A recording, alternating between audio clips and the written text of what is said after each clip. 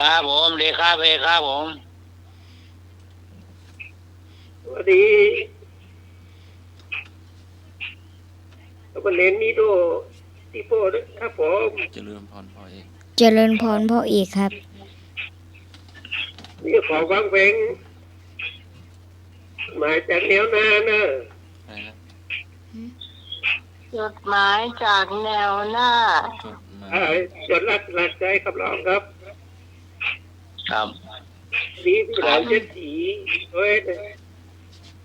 พี่พรกมลตัวเนอหายมาโวยเนอไอ้โตมาคุยพ่อมพี่พรกว่าเจ้าตัวทุกคิดตัวเนอเสียงทุกสายสวัสดีครับผมครับผมขอบคุณครับโอ้ข้ามดอยมาหลายหม่อนจากมันคล้องจองกันหน่อยหนึ่งเพราะว่าช่วงนี้เราก็อารมณ์เดียวกันเจ้าชัดแล้วเจ้าครับผมโอกาสผมพยายามมาแล้วประจังครับนมัสการพระคุณเจ้าทุกลูกทุกองค์นะครับผมแล้วก็สวัสดีธรรมะกายเกียรติทุกท่านทุกคนนะครับผมวันนี้ขอเพลงรอวันทหารกลับของน้ำอ้อยก่อนเขียนครับผมเพลงอะไรครับรอวันทหารกลับรอวันทหารกลับอ้อยก่อนเขียนรอวันทหารกลับน้ำตาลก็ได้รอวันทหารกลับ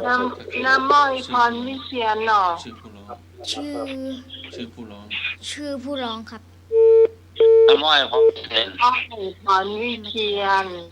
ช้างน้อยครับผมนมัสการครับผมแฟนพันธุ์แท้ครับครับ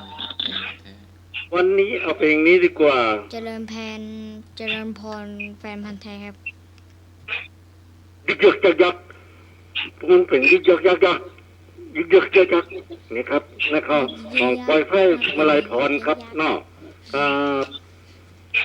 มันยึกยักยักยักเนี่ยยึกยักยักยักเนาะยึกยักยักอ่ะครับนมัสการครับนี่บาเปิดถ้าเปิดยุ่ง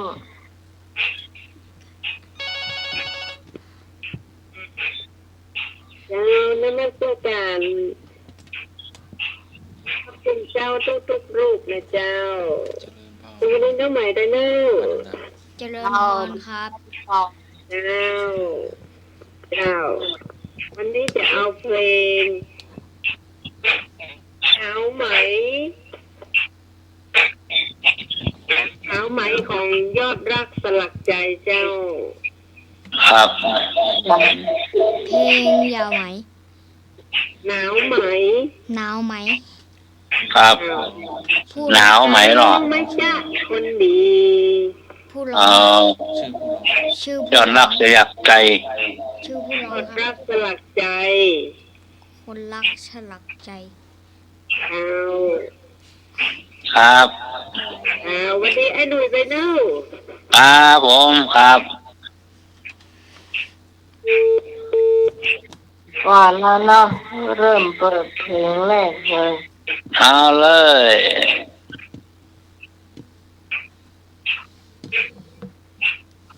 กำลังหานักร้องอยู่ครับกำลังหานักร้องอยู่ครับกำลังหานักร้องอยู่ครับตั้งแต่เช้านึกว่าทีมไว้แล้วมอจำชื่ออยู่ครับมอจำชื่อเพลงอยู่ครับจดเพลงอยู่ครับ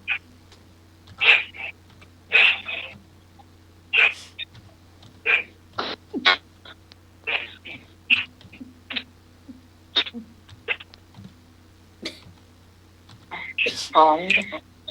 สายันสัญญา